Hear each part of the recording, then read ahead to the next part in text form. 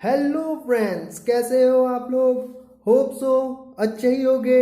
दोस्तों, आज का ये सेशन मैं क्लास 9th के लिए लेने जा रहा हूँ और इस सेशन में हम जिस सब्जेक्ट को डिस्कस करेंगे वो है साइंस और उसमें एक टॉपिक था मोशन, है ना। ऑलरेडी हमने इसके कुछ क्लास कर रखे हैं। चलिए हम उसी क्लास को क्या करते हैं, कंटिन्यू करते हैं। तो हम करते हैं अपने इस सेशन को स्टार्ट। दोस्तों, हमारा जो आज के सेशन का पहला टॉपिक है वो है uniform and non uniform motion. तो हमें इस मोशन के बारे में पढ़ने से पहले इस वर्ड को समझना होगा यूनिफॉर्म। यूनिफॉर्म मतलब क्या। जैसे कि हम स्कूल जाते थे या स्कूल जाते हैं तो होता क्या है कि हमें बोला जाता है कि आप स्कूल यूनिफॉर्म में आइए। पुलिस वाले हैं वो अपना यूनिफॉर्म पहनते हैं, आर्मी वाले हैं वो अपना यूनिफॉर्म पहनते हैं। तो इस यूनिफॉर्म कहने का मतलब क्या है। इस यूनिफॉर्म वर्ड कहने का मतलब है कि हमें एक समान दिखना है। यूनिफॉर्म मतलब एक जैसा। तो वहीं से ये कॉन्सेप्ट अगर हम समझने की कोशिश करें तो मोशन में भी ऑलमोस्ट सेम ही कॉन्सेप्ट है। तो चलिए हम समझने की कोशिश करते हैं अब यूनिफॉर्म मोशन और नॉन यूनिफॉर्म मोशन है क्या। तो यूनिफॉर्म मोशन में क्या लिखा गया है, ऑब्जेक्ट और body travels equal distance in equal interval of time. मतलब ये सपोज हमारे पास एक पॉइंट यहाँ पर कुछ ए है, ठीक है। हुआ क्या कि एक आदमी यहां से चलना शुरू किया तो पहले एक सेकेंड में कुछ एक्स दूरी तय किया। समझना बात, पहले एक सेकेंड में ये कुछ एक्स दूरी तय किया।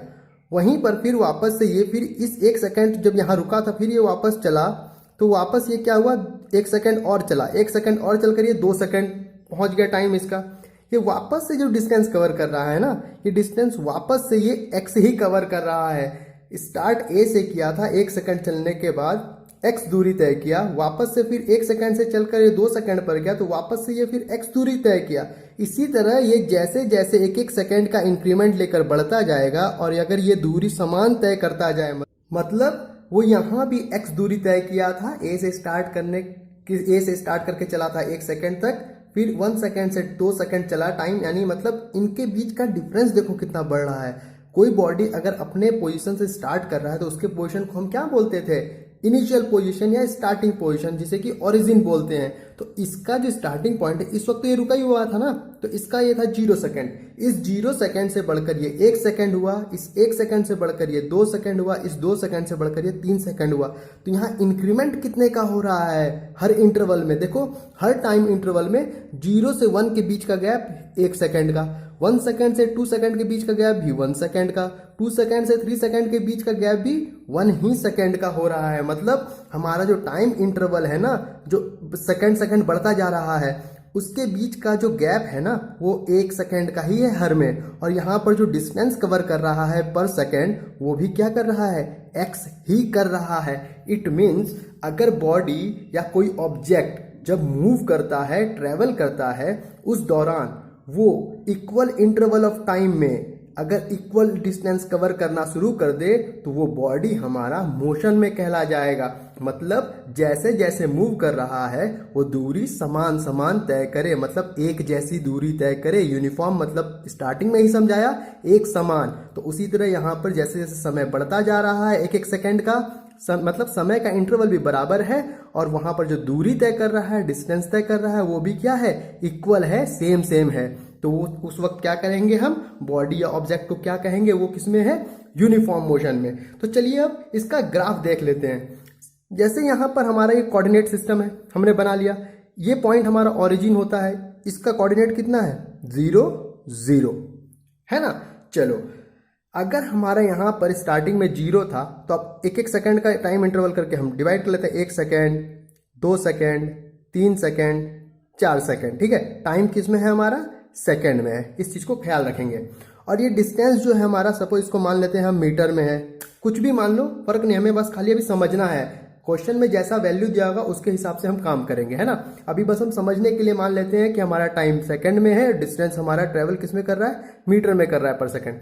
चलो अब ध्यान दो, यहां पर सपोज मान लो 1 सेकंड में ये कुछ एक्स दूरी तय किया था। कितनी दूरी तय किया था, एक्स दूरी तय किया था, मान लिया हमने। यानी हम जब ग्राफ ड्रॉ करते हैं तो कैसे ड्रॉ करते हैं, क्या करते हैं, हम इस लाइन को इंक्रीज करेंगे और इस लाइन को भी बढ़ाएंगे। ये जहां पर कट कर जाएंगे इनका कोऑर्डिनेट वहीं मिल जाएगा। तो यहां पर क्या हो गया, फर्स्ट सेकंड में ये x डिस्टेंस तय किया तो उसका कोऑर्डिनेट कहाँ मिल गया, इस जगह मिल गया। चलो ठीक है, अब वापस से ये क्या कर रहा है, 1 सेकंड और चलता है, मतलब 1 सेकंड से ये 2 सेकंड पर जाता है। तो 2 सेकंड पर गया तो ये वापस से फिर एक x दूरी तय करता है। कितनी दूरी तय करता है, x दूरी तय करता है। अब ध्यान दो, अब वापस से इस लाइन को बढ़ाएंगे ऐसे करके, वापस से इस लाइन को भी इंक्रीज करेंगे ऊपर की ओर, जहां पर ये कट करेगा वहां पर क्या हो जाएगा, इसका कोऑर्डिनेट मिल जाएगा। उसी तरह वापस से फिर क्या हुआ, 1 सेकंड ये और बढ़ता है, 1 सेकंड और बढ़ता है तो ये 3 सेकंड पे पहुंचा। 3 सेकंड पर क्या करता है, फिर वापस ये डिस्टेंस मूव करता है, ये वापस से कुछ x डिस्टेंस ही मूव करता है ना। हम देख रहे थे ना x डिस्टेंस मूव कर रहा है, और कितना टाइम इंटरवल जो है 1-1 सेकंड के गैप पर है। तो उसी तरह यहाँ टाइम इंटरवल 1-1 सेकंड के गैप पर है, और ये बार बार डिस्टेंस क्या हो रहा है, x दूरी तय करता जा रहा है। तो फिर क्या करेंगे, इस लाइन को हम इधर खींच कर बढ़ा देंगे, वापस से इस लाइन को हम ऊपर क्या करेंगे, बढ़ा देंगे। ये जहां पर कट करेगा वहां पर उसका कोऑर्डिनेट हो जाएगा। चलो अब ध्यान दो, अब हमें क्या करना है, इस पॉइंट को मिलाना है। जब हम इस पॉइंट को मिलाते हैं तो ध्यान दो, ये लाइन अगर जब जुड़ता है तो ये ऐसा जुड़ता है, और ये लाइन क्या होगा, यहाँ ओरिजिन पर आके जुड़ जाता है। तो इट मीन्स यहाँ पर जो ये लाइन हमारा बना, ये एक स्ट्रेट लाइन दिख रहा है हमें। क्या दिख रहा है हमें, एक स्ट्रेट लाइन। तो यहाँ पर इस चीज को दिमाग में बैठा लो कि जब यूनिफॉर्म मोशन होगा उस दौरान जब हम डिस्टेंस टाइम ग्राफ ड्रॉ करेंगे, वापस से बोल रहा हूँ, यूनिफॉर्म मोशन में जब हम डिस्टेंस टाइम ग्राफ ड्रॉ करेंगे तो उस दौरान जो लाइन आएगा हमारा उस ग्राफ के अंदर बनकर, वो होगा एक स्ट्रेट लाइन। होप सो अब आपको ये बात क्लियर हो चुकी होगी। चलिए अब हम चलते हैं दूसरे टॉपिक, नॉन यूनिफॉर्म मोशन पर। अब क्या है, यहां पर जो नॉन यूनिफॉर्म मोशन है इसमें क्या होता है, ये जस्ट यूनिफॉर्म मोशन का उल्टा होगा क्या इसमें क्या होगा, distance moved by the particle और body particle in equal interval of time is not the same. मतलब अब समझो बात, यहां पर क्या होगा नॉन यूनिफॉर्म में, सपोज मान लेता हूं मैं यहां पर कोई एक पॉइंट ए है, ठीक है, यहां पर क्या है, पॉइंट ए है।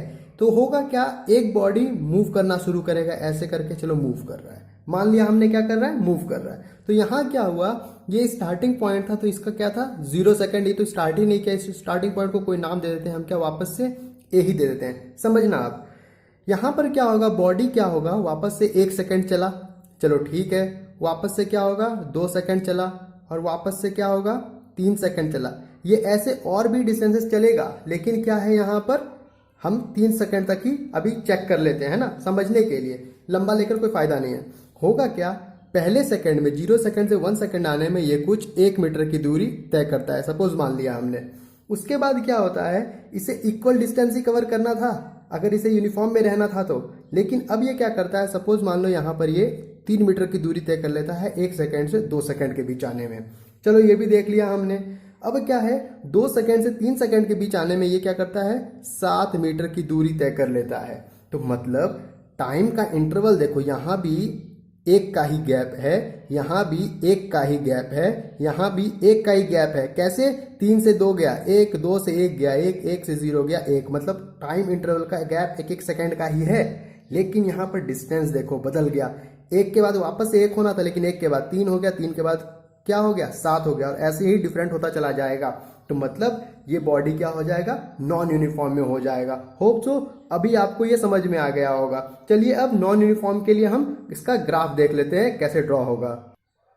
अब क्या है, जो हमने पीछे देखा एग्जाम्पल लेकर, क्या हर सेकंड वो क्या कर रहा है, पहले सेकंड में 1 मीटर की दूरी गया, दूसरे सेकंड में 3 मीटर की दूरी गया, तीसरे सेकंड में 7 मीटर की दूरी गया। मैं यहाँ लिख भी देता हूँ, मीटर में होगा डिस्टेंस का यूनिट और टाइम होगा सेकंड में, ठीक है। हम समझने के लिए कर रहे हैं, ऐसा नहीं है, ठीक है, स्पीड हम वो तय नहीं कर रहे हैं। चलिए अब यहाँ पर क्या है कि ये पहले सेकंड में 0 से 1 सेकंड आने में ये कितना डिस्टेंस कवर करता है, 1 मीटर की दूरी तय करता है। तो मतलब यहां से इसका लाइन बढ़ाओ, वापस से इसका लाइन बढ़ाओ, जहां कट गया ये हो गया पहले सेकंड के लिए कोऑर्डिनेट, है ना। पहले सेकंड में क्या है, वो 1 मीटर की दूरी यहां तय किया। चलो ये तय कर लिया हमने। वापस से जब वो 1 सेकंड से 2 सेकंड पर आता है तो क्या करता है, वो 3 मीटर की डिस्टेंस कवर करता है। तो चलो भैया 3 मीटर की डिस्टेंस कवर करता है तो ले लेते हैं हम। क्या करते हैं, इसको हमने ऐसे करके बढ़ाया और क्या हुआ, इसको हमने ऐसे करके इंक्रीज कर लिया। तो मतलब ये क्या आ गया, ऐसा आ गया। चलो ये भी ठीक है।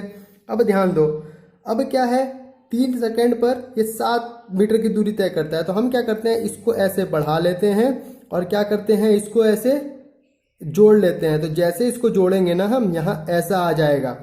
अब ध्यान दो, अगर मैं इस स्ट्रेट लाइन को खींचूं ना, ये ऐसे पार हो जाएगा, लेकिन इस पर ये जाएगा नहीं। समझो बात वापस से, अगर मैं यहाँ से एक स्ट्रेट लाइन ड्रॉ कर दूं तो ये लाइन ऐसे पार हो जाएगा, लेकिन ये इस पॉइंट को टच नहीं करेगा। लेकिन हमें सभी पॉइंट को टच करते हुए एक ग्राफ खींचना है। तो क्या होगा उस दौरान, हमें अगर सभी पॉइंट को लेते हुए ग्राफ खींचना है तो ये ग्राफ जो है ना, थोड़ा मेरा हो गया है उल्टा सीधा। ठीक है, आप देख लेना ध्यान से, एक बार ग्राफ पेपर पर ड्रॉ करके आपको क्लियरिटी मिल जाएगी। आप देखो यहाँ पर जैसे ही हम इस लाइन को जोड़ेंगे ना, ये ऐसे करके आगे जाके इस पॉइंट को लेने के लिए कर्व बन जाएगा, है ना। हमारा क्या होगा, सॉरी ये ऐसे चला गया, ऐसे करके एक कर्व बन जाएगा। ये क्या हो गया, कर्व बन गया। मतलब कुछ इस तरह से आपका डायग्राम आएगा जब आप ड्रॉ करोगे तो। ठीक है, तो मतलब क्या है ऐसे लाइन का यहाँ पर ड्रॉ होने का, कि यहाँ पर जो हमारा ग्राफ है वो आप देखो ये निरंतर बढ़ता ही जा रहा है। रेगुलरली ये क्या हो रहा है, इंक्रीजिंग ग्राफ ही है, मतलब ऊपर की ओर ये बढ़ता ही जा रहा है। लेकिन ध्यान दो, अगर इसके अंदर सिमिलैरिटी इक्वलिटी होती तो वो क्या होता है, स्ट्रेट लाइन फॉलो कर जाता है, जो हमने यूनिफॉर्म मोशन में देखा। लेकिन यहाँ पर क्या हो गया, यहाँ पर ग्राफ बढ़ तो रहा है, यूनिफॉर्म मोशन में भी ग्राफ बढ़ रहा था, लेकिन वो समान समान बढ़ रहा था, इक्वल इक्वल बढ़ रहा था। लेकिन यहाँ ग्राफ बढ़ तो रहा है, लेकिन हर के बीच का जो डिस्टेंस है ना, डिस्टेंस गैप, वो डिफरेंट है। होप सो अब आपको ये समझ में आ गया। अगर आपसे कोई पूछे कि नॉन यूनिफॉर्म मोशन में डिस्टेंस टाइम ग्राफ कैसा बनेगा, तो आप क्या बोलोगे, एक कर्व्ड लाइन बनेगा, है ना, या फिर एक कर्व्ड पाथ कवर करेगा। होप सो आपको ये बात क्लियर हो गई होगी। चलिए, यहां पर एक पॉइंट लिखा हुआ है इसके नीचे कि this motion is also called accelerated motion. Example में दिया है motion of a free falling body.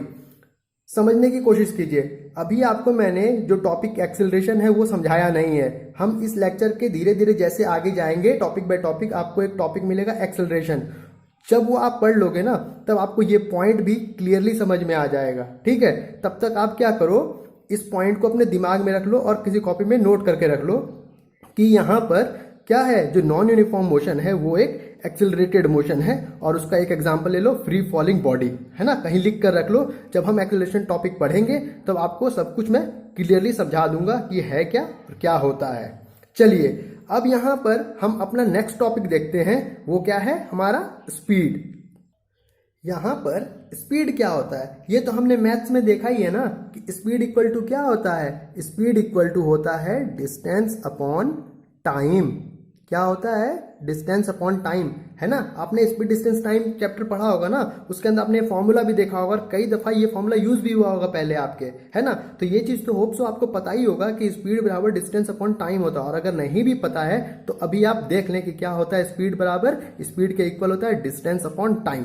चलिए, ये बात तो ठीक है कि स्पीड बराबर डिस्टेंस अपॉन टाइम होता है, लेकिन यहाँ पर एक स्टेटमेंट लिखा हुआ है ना, कि रेट ऑफ डिस्टेंस ट्रेवल्ड। वो तो बात सब कुछ समझ में आई, डिस्टेंस ट्रेवल्ड, लेकिन भैया ये रेट ऑफ का कहने का मतलब क्या है, ये बात समझना बहुत जरूरी है कि ये रेट ऑफ टर्म यूज क्यों करता है और किस चीज के लिए किया जाता है।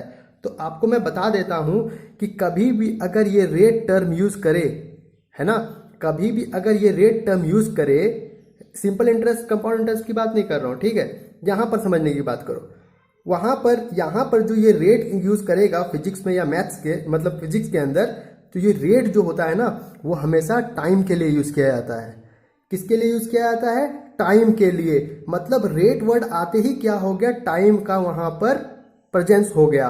तो यहां बोला है रेट ऑफ डिस्टेंस ट्रेवल्ड, मतलब पर टाइम, पर रेट कितना डिस्टेंस ट्रेवल कर रहा है बॉडी, वही होता है हमारा स्पीड। मतलब कितना रेट है, पर सेकेंड कितना चल रहा है, पर आवर कितना किलोमीटर। मतलब यहां पर रेट कहने का मतलब क्या है, टाइम से है। होप सो अब आप ये बात समझ चुके होंगे। चलिए, यहां पर एसआई यूनिट क्या होगा, आप एक बात समझ लीजिए। हमारा जो एसआई यूनिट क्या होता है, वो एमकेएस सिस्टम हम फॉलो करते हैं ना। यहां पर मास, किलोग्राम और सेकेंड, यही सिस्टम फॉलो करते हैं ना एसआई यूनिट के लिए। तो इसमें क्या होगा, इसमें जब हमारा यूनिट है वो क्या हो जाएगा, डिस्टेंस का। ध्यान दे, डिस्टेंस का जो यूनिट होता है वो होता है मीटर, एमकेएस में यही होता है ना। एमकेएस में क्या होता है, मीटर होता है। और टाइम का क्या होता है, सेकंड होता है। मतलब यहाँ पर जो स्पीड का यूनिट हो गया मीटर पर कितना हो गया, सेकंड हो गया। तो यहाँ पर स्पीड का जो यूनिट क्या हो जाएगा, मीटर पर सेकंड। चलो ये तो समझ में आ गया। अब यहाँ पर सीजीएस यूनिट में क्या होगा, है ना, सेंटीमीटर ग्राम सेकंड यूनिट में इसका यूनिट क्या होगा। यहाँ पर एमकेएस सिस्टम में क्या था, मीटर था, तो यहाँ मीटर हो गया। लेकिन सीजीएस सिस्टम में क्या है, सेंटीमीटर है, तो यहाँ पर सेंटीमीटर हो गया। और आप देखिए एमकेएस सिस्टम में भी टाइम के लिए सेकंड ही यूज हुआ था और सीजीएस सिस्टम में भी टाइम के लिए सेकंड ही यूज हो रहा है, तो मतलब सेंटीमीटर पर सेकंड हो जाएगा। होप सो अब आपको यूनिट का सब कुछ क्लियर हो चुका होगा। चलिए अब हम अगला टॉपिक देखे हैं, इंस्टेंटेनियस स्पीड। वो होता क्या है उसे समझने की कोशिश करते हैं। तो यहाँ पर इंस्टेंटेनियस स्पीड के लिए क्या लिखा है, speed of particle at a given instant. इस बात को समझिए आप क्या बोलना चाह रहा है ये। सपोज यहाँ पर एक गाड़ी चल रही है, ठीक है, एक कार चल रही है, इधर से ये कार चल रही है, यहाँ चलने दो, और अचानक से अगर मुझे कोई बोले कि इसी पॉइंट पर इस कार का जो स्पीड क्या है वो बता दो, मतलब प्रॉम्प्टली उसी जगह पर इंस्टेंटली, मतलब गाड़ी यहाँ से चल रही थी और चलते चलते चलते क्या हुआ, बीच में मुझे किसी ने बोला चल अब मुझे तुरंत इसी जगह बता दे, है ना, कोई भी रैंडमली उसने टाइम चूज कर लिया और तुरंत बोल दिया चल मुझे इसी जगह बता। तो अब एक बात समझने की कोशिश करो, हम यहाँ गाड़ी यहाँ से चल तो रही थी, चलते चलते यहाँ रुक तो गई, लेकिन जब गाड़ी यहाँ रुकी तो मतलब हमें क्या है, उसी इंस्टेंट सेकंड का उसी वक्त हमें क्या बताना होगा, गाड़ी की स्पीड बतानी होगी। अब जरा एक चीज सोचो, जब हम क्रिकेट होता है, क्रिकेट मैच आपने देखा होगा, जैसे ही बैट्समैन शॉट मारता है और फील्डर कैच पकड़ता है तो वो क्या दिखाता है, उसका रिएक्शन टाइम दिखाता है कि कितने सेकंड लगे इसको कैच करने में, और वहां रिएक्शन टाइम क्या होता है, माइक्रो सेकंड्स में चलते हैं, है ना। उसी तरह काम यहाँ भी है, जैसे गाड़ी रुका हमें तो लगेगा चल यार ये यहाँ इस सेकंड पर रुक गया, लेकिन नहीं, ये गाड़ी जब रुकी तो वहां पर कुछ माइक्रो सेकंड में ही ये गाड़ी रुकी होगी। तो हमें बताना होगा उस गिवन माइक्रो सेकंड पर इस गाड़ी की स्पीड क्या थी। समझने की कोशिश करो, उस वक्त जब माइक्रो सेकंड के लिए हम देखते हैं तो उस वक्त जो गैप होता है ना टाइम के बीच, जो टाइम के बीच गैप होता है और वहां जो डिस्टेंस ट्रेवल होता है वो मतलब ऑलमोस्ट टेंडिंग टू जीरो होता है, ऑलमोस्ट जीरो होता है। वो समझने की कोशिश करो, मैं ये नहीं कह रहा हूं कि कंप्लीटली जीरो होता है, मतलब वो इतना छोटा होता है फ्रैक्शन में कि उसकी वैल्यू अपीयर होगी, अगर देखेंगे हम तो ऑलमोस्ट जीरो, यानी tending to zero, towards zero, ऐसा लगेगा देखने में वो हमें, ठीक है। तो उस वक्त जो हमें स्पीड चाहिए होगी ना गाड़ी की, उसे बोलते हैं हम इंस्टेंटेनियस स्पीड। अगर मुझसे कोई बोलेगा कि इसका यूनिट क्या होगा तो टेंशन की बात नहीं है, इंस्टेंटेनियस वर्ड इसलिए यूज नहीं किया कि स्पीड की यूनिट चेंज हो जाएगी, नहीं, इंस्टेंटेनियस वर्ड इसलिए यूज किया है कि हमें एट एन गिवन इंस्टेंट पर आप मुझे स्पीड बताओ, है ना, जो भी सेकंड है आप मुझे उस वक्त स्पीड बताओ। तो क्या होगा, यहाँ पर तो स्पीड यूज हुआ है, तो इसीलिए इंस्टेंटेनियस स्पीड का भी यूनिट क्या होगा, मीटर पर सेकेंड। अब मुझे कोई बोलेगा यहाँ पर इंस्टेंटेनियस स्पीड बोल दिया है तो इसे हम मेजर कैसे करेंगे, ये तो इतना छोटा सा टाइम के बीच हमें स्पीड गाड़ी की मेजर करनी है, दिस इज मतलब ऑलमोस्ट डिफिकल्ट ना। लेकिन क्या होगा, इसे मेजर करने के लिए अब हम देखेंगे कुछ इंस्ट्रूमेंट्स जो हम क्या करते हैं, यूज करते हैं, डिवाइसेस। चलिए उसे हम देखते हैं। अब यहाँ पर हमारे पास जो पहला इंस्ट्रूमेंट है वो है स्पीडोमीटर। ये स्पीडोमीटर क्या करता है, ये स्पीडोमीटर चेक करता है गाड़ी की स्पीड, लेकिन कौन सी स्पीड, जो हमने अभी पीछे पढ़ा ना इंस्टेंटेनियस स्पीड, किसी भी इंस्टेंट पर गाड़ी की स्पीड चेक करना कैसे करेंगे उतना छोटा सा फ्रैक्शन ऑफ टाइम में, तो उसके लिए हम यूज करते हैं स्पीडोमीटर। स्पीडोमीटर वो डिवाइस है जिससे हम गाड़ी की इंस्टेंटेनियस स्पीड चेक करते हैं, यानी गाड़ी की स्पीड हम किसी भी इंस्टेंट ऑफ टाइम पर क्या कर सकते हैं, चेक कर सकते हैं। होप सो अब आपको क्लियर हो गया होगा ये बात। और यहाँ पर जो यूनिट है जिसमें कि स्पीडोमीटर गाड़ी की स्पीड लेता है, हमें दिखाता है, वो है किलोमीटर पर आवर। किसमें, किलोमीटर पर आवर में क्या करता है, ये गाड़ी की स्पीड देता है, मतलब रिकॉर्ड करता है। चलिए अब यहाँ पर हमारे पास दूसरा इंस्ट्रूमेंट है, दूसरा डिवाइस है, वो है ऑडोमीटर। ये ऑडोमीटर क्या करता है, ये ऑडोमीटर क्या करता है, गाड़ी जितनी दूर चली, है ना, देखा गाड़ी में लगा होता है ना कितना किलोमीटर चला गाड़ी, वो दिखाता रहता है उसके मीटर पर, तो वो जो मीटर होता है ना उसको ही बोलते हैं ऑडोमीटर। ये ऑडोमीटर क्या करता है, गाड़ी कितनी डिस्टेंस टोटल ट्रेवल की उस टोटल डिस्टेंस ट्रेवल को क्या करता है, ये रिकॉर्ड करता है और हमें इससे क्या होता है, वो डेटा मिलता है। ये किस में मेजर करता है, वो यूनिट क्या है, किलोमीटर। यानी ये जो डिस्टेंस ट्रेवल टोटल क्या करता है, रिकॉर्ड करता है, ये जिस यूनिट में करता है वो क्या है, किलोमीटर। होप सो आपको ये दोनों डिवाइसेस क्लियर होंगे। चलिए अब कुछ क्वेश्चंस देखते हैं हम इन टॉपिक्स पर बेस्ड। यहां पर जो हमारा पहला क्वेश्चन है वो क्या है, in addition to speed what else should we know to predict the position of a moving body. अब समझिए क्या बोल रहा है यहां पर। हमारे पास सपोज एक बॉडी है कोई ए, है ना, कोई बॉडी क्या है ए क्या है, मूव कर रहा है ना, ए क्या है, मूव कर रहा है। जब ये मूव कर रहा है तो इसके पास क्या होगा, कुछ स्पीड होगा इसका। तो इसका स्पीड मान लेते हैं हम x मीटर पर सेकंड है, हमें नहीं पता कितनी स्पीड है। और ये बॉडी जो ए है वो क्या कर रहा है, मूव कर रहा है, किसी भी जगह मूव कर रहा है, हमें क्या है पता नहीं है, इसकी स्पीड क्या है, x मीटर पर सेकंड। तो यहाँ ये बोल रहा है इसके पास स्पीड तो है, लेकिन ये जिस पोजीशन से निकला, सपोज मान लो ये पोजीशन यहाँ पर कुछ स्टार्टिंग पोजीशन 1 दे देता हूँ, ये बॉडी ए है, ये मूव कर रहा है, ये मूव करते करते करते करते यहाँ पहुंच गया और यहाँ पर एक आदमी खड़ा है ना, यहाँ पर एक आदमी क्या है, खड़ा है, और ये इस बॉडी को देखा। तो इससे ये बॉडी को ये देखेगा, इसे ये तो पता लग जाएगा कि ये कुछ स्पीड से चल रहा है, x मीटर पर सेकंड से चल रहा है ना। चलो अगर इसके पास इंस्ट्रूमेंट होगा तो देख मेजर कर लेगा, नहीं मेजर होगा तो ये कुछ अंदाज तो लगा सकता है ना, हाँ ये बॉडी मूव कर रहा है तो इसके पास कुछ तो स्पीड रही होगी, x रही हो, y रही हो, मतलब कुछ तो हो सकता है, इसे ये अंदाजा लगा सकता है। लेकिन क्या ये इस बॉडी को यहाँ देखकर ये बता सकता है क्या कि ये बॉडी कहाँ से आई थी? कैसे बताएगा ये, इसे तो पता ही नहीं है कि ये कहाँ से चली है, कैसे हुई है, किस जगह से किस पाथ को फॉलो करके आई है। अगर इस आदमी को वो चीज पता लग जाए तो क्या हो सकता है, ये इस बॉडी के लिए प्रिडिक्ट कर सकता है इसकी पोजीशन को, ये कहाँ से चलकर आया है ना, किस पाथ को फॉलो किया है। ये स्पीड तो देख पा रहा है, लेकिन इसके पोजीशन को पता करने के लिए इस आदमी को इस स्पीड की ही सिर्फ जरूरत नहीं है, इसके अलावा एक और चीज की जरूरत होगी इसे, और वो होगा इसका डायरेक्शन। अगर इसका डायरेक्शन पता हो जाए इस आदमी को, तो इस आदमी को स्पीड का तो भैया पता ही है, लेकिन इसका ओरिजिनल पोजीशन बताने के लिए ये क्या हो सकता है, इसके पास अगर डायरेक्शन होगी तो ये बता देगा ये बॉडी कहाँ से चलकर आई है। होप सो अब आपको ये क्लियर हो गया होगा कि स्पीड के अलावा और क्या चाहिए प्रिडिक्ट करने के लिए position of the moving body, उसको चाहिए एक एक्स्ट्रा डायरेक्शन।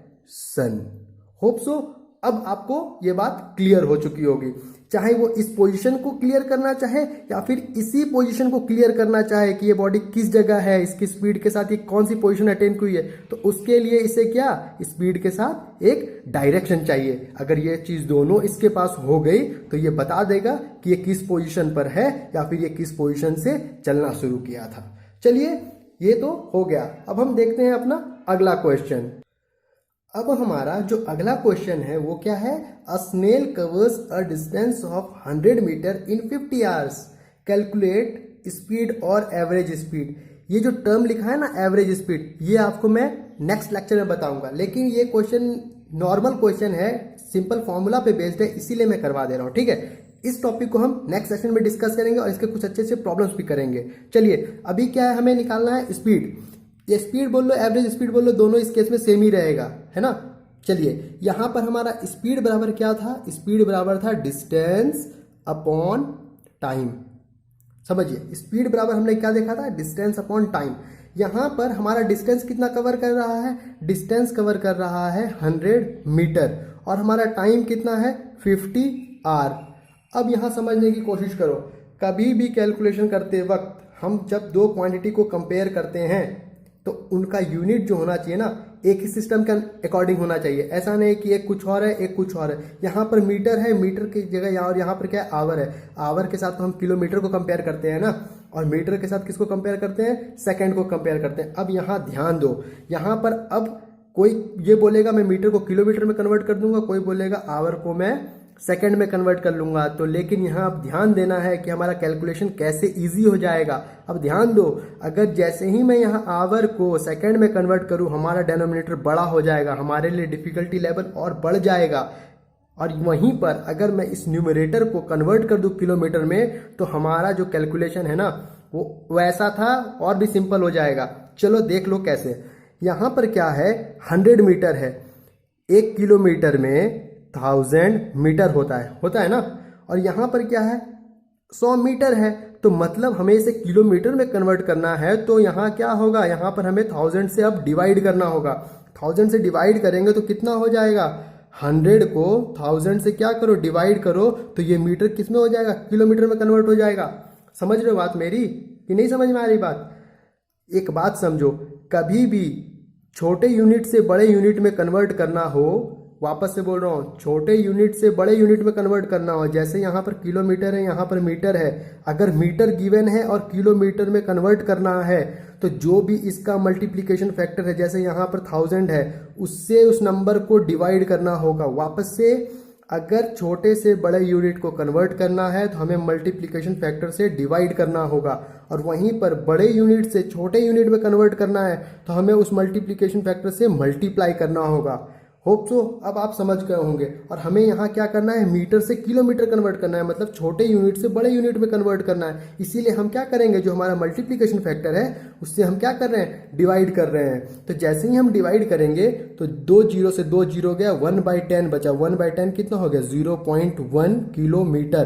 तो अब क्या करेंगे, इस 100 मीटर की जगह इस 0.1 किलोमीटर को हम क्या कर लेंगे, यहाँ पर रख देंगे। जैसे ही यहाँ पर रखे, यहाँ कितना हो गया, 50R। अब ये कैलकुलेट करना कितना इजी हो गया आप समझो। इस कैलकुलेशन को और इजी बनाते हैं। कभी भी अगर हमारे पास कोई एक ऐसा नंबर रहे, सपोज यहाँ 1 के बाद इसको नीचे 10 कर लेते हैं पॉइंट को, और यहाँ पर कितना है 50 है, समझ में आ रही। कभी भी अगर हमारे पास यहाँ पर कोई 5 का मल्टीपल दिखे तो हमेशा उसे 10 के मल्टीपल में कन्वर्ट कर लो, जैसे 10, 100, 1000, 10,000 ऐसे कन्वर्ट कर लो। तो यहाँ 50 है, 50 को मैं क्या कर सकता हूँ, 50 को मैं कन्वर्ट कर सकता हूँ 100 में। क्या करूँगा, ऊपर भी 2 से मल्टीप्लाई, नीचे भी 2 से डिवाइड, मतलब 2 कट जाएगा तो वापस से उतना ही बच जाएगा। लेकिन ऐसा करने से हमारा सॉल्यूशन देखो कितना इजी हो गया। तो इसके बाद क्या हो जाएगा, 2 1 से मल्टीप्लाई होकर ऊपर 2 हो गया, नीचे 10 एज इट इज 10 ही रहेगा, लेकिन ये 52 से मल्टीप्लाई होकर कितना बन गया, 52 से मल्टीप्लाई होकर 100 बन गया। मतलब कुल बात ये हो गई 2/1000 हो गया। अब देखो नीचे हमारा 10 के मल्टीपल में वैल्यू आ गया, हमें खाली अब डेसिमल बैठा देना है, हमारा काम ही इजी हो गया। तो कितना हो जाएगा आंसर, 2 लिख दिया, 1s 10s 100 1000, यानी 0.002 कितना, किलोमीटर पर आवर, है ना। हमें यही तो निकालना था, क्या निकालना था, स्पीड निकालना था। स्पीड कितना निकल गया, kilometre per hour. Hope so आपको ये बात समझ में आ चुकी होगी। आज के इस सेशन में इतना ही, बाकी की टॉपिक्स हम नेक्स्ट सेशन में देखेंगे। तब तक के लिए thank you, have a nice day.